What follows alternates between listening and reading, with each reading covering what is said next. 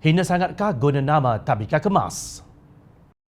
Timbalan Menteri Pembangunan Luar Bandar Datuk Seri Abdul Rahman Mohamad dilaporkan berkata tiada dua standard dalam usaha kerajaan mewujudkan tabika elit yang dikendalikan Jabatan Kemajuan Masyarakat atau KEMAS. Menurut beliau, cadangan tersebut merupakan usaha kerajaan membuka peluang kepada ibu bapa golongan M40 menghantar anak-anak mereka ke tadika KEMAS khas untuk mereka. Pihak kementerian memberi jaminan tiada istilah double standard dalam pembelajaran dan pemudahcaraan atau PDPC meliputi modul, bahan pengajaran, fasiliti dan tenaga pengajar seperti yang dilaksanakan di semua premis Tabika Kemas pada masa kini. Katanya dalam satu kenyataan, beliau memberi jaminan tersebut setelah dihujani kritikan pelbagai pihak terhadap cadangan kementeriannya mewujudkan Tabika Kemas Elit yang juga dikenali sebagai Tabika Kemas M40.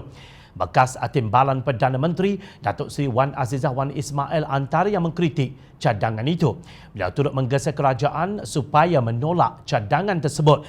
Katanya penubuhan tabika seumpama itu akan melebarkan jurang antara golongan B40 dan T20 dan akhirnya boleh menyebabkan keretakan perpaduan masyarakat. Bekas Menteri Pembangunan Wanita, Keluarga dan Masyarakat berkata, berdasarkan Pertubuhan Kesihatan Sedunia WHO, wawasan strategik dalam pendidikan awal kanak-kanak perlu menitik beratkan kualiti persekitaran yang membina termasuk pendekatan hidup dan pendidikan yang melibatkan ibu bapa, penjaga, keluarga dan masyarakat. Malaysia seharusnya melangkah ke arah pendemokrasian pendidikan awal kanak-kanak yang dapat memberikan kesaksamaan pendidikan yang berkualiti. Katanya dalam satu kenyataan, menurut Wan Azizah, WHO berpendapat kerajaan dan masyarakat sivil harus bekerjasama dengan keluarga bagi menyediakan akses yang saksama kepada semua kanak-kanak kepada persekitaran yang berkualiti lagi membina.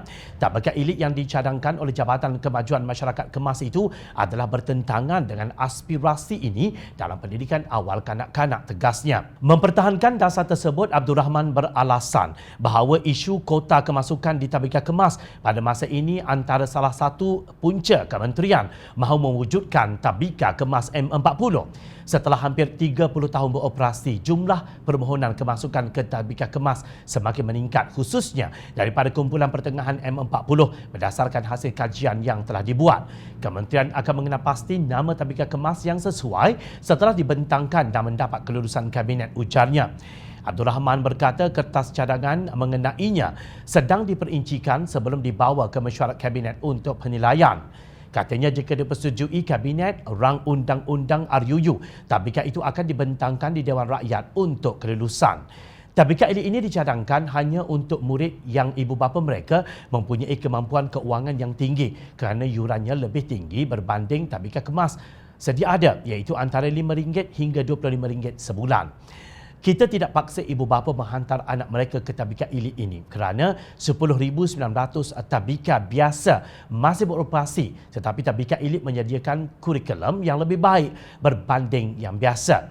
Jika kabinet bersetuju, kita akan wujudkan projek perintis di kawasan tertentu khusus untuk ibu bapa daripada M40, katanya seperti dipetik berita harian. Nampak tak? Di sebalik berkata tiada dua standard, Abdul Rahman masih mahu membezakan antara tabika kemas dengan tabika elit yang ingin diwujudkannya. Tabika kemas ditubuhkan oleh UMNO Barisan Nasional, dikenali kemas yang kita tahu digunakan oleh parti itu untuk mengukuhkan kedudukannya di kalangan orang Melayu luar bandar. Kini mereka sendiri seolah-olah memperlekehkan tabika kemas sampai hendak membina tabika khas untuk anak-anak golongan M40. Sedangkan apa yang harus dilakukan hanyalah mengubah RUU sedia ada agar golongan M40 boleh menghantar anak mereka ke tabika kemas dengan bayaran berbeza berdasarkan pendapatan. Menubuhkan tabika khas untuk anak golongan M40 tidak kira apa namanya tetap satu diskriminasi dan tidak boleh diterima.